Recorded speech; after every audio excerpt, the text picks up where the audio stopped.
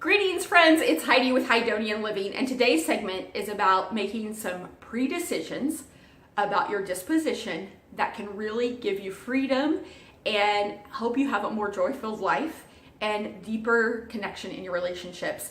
And so I have said for years and years and years, one of my favorite Hydonianisms, so to speak, is that I chose a long time ago to make it really hard to offend me. Now, that doesn't mean that I don't stand up for truth with grace and love. That doesn't mean that I let people walk all over me. But I have just chosen to have the predetermined disposition and choose thoughts and questions and attitudes and responses that make it really hard to offend me. I choose to assume the best. And that was a habit that I had to build, right? Instead of assuming that things were against me or about me, because they really rarely are. Usually when you get to the core of an issue, whatever's going on in a relationship or in a situation is usually more about the other person's past baggage, past relationships, past situations. It's not so much about us or even that person. Or maybe we're pulling offense from a previous relationship into this one and putting that baggage on them. And so I would just ask you, is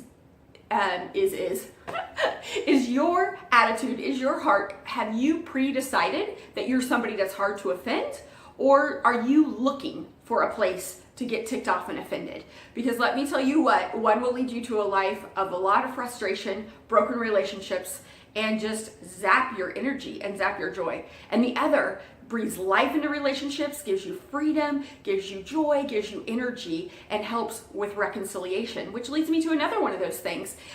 Because I enjoyed so much fruit and continue to enjoy so much fruit from that decision to be really hard to offend, I have also then looked for other things. Okay, so what makes sense? What values, what things, what other pre-choices can I make to increase and elevate my freedom and joy and energy in living? And so a couple of other those that you might consider are when you are interacting in a relationship, in an organization, in a position, are you somebody who looks for healthy reconciliation, or are you somebody who, by your choices, your attitude, your decision, tends to cause division?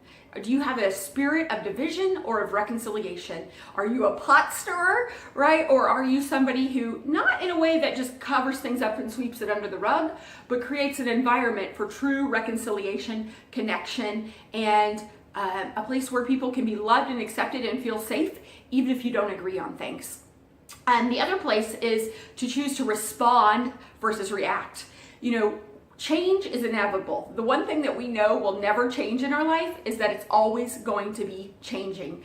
And so have you programmed your mind, your attitude, your spirit, your predisposition, where you're somebody who's always reacting, right? Like you are reacting to what's happening to you because life is always going to keep happening. Or have you chosen to make pre-decisions, fill your head and heart with scripture, with words, with wisdom, with attitude, with relationships, with thoughts that set yourself up to respond, to stop and say, before you say anything, to process within yourself, okay, what is good and what is right and what is true and what is life-giving in this situation? And rather than responding based on our instant emotions, reacting based on our instant emotions, to choose to peacefully, thoughtfully respond. And you know what? It is a habit and it is a choice. So I challenge you today to think about the areas where perhaps you could adjust your attitude and make some decisions and some choices about the things that you feed yourself and that you say to yourself and that you ask yourself that can lead to a life where you respond versus react, where you come into any environment with a spirit of reconciliation rather than division, and where you choose to have a spirit of understanding and connection than offense. I hope this helps you become more of who you're called to be and find freedom in the process.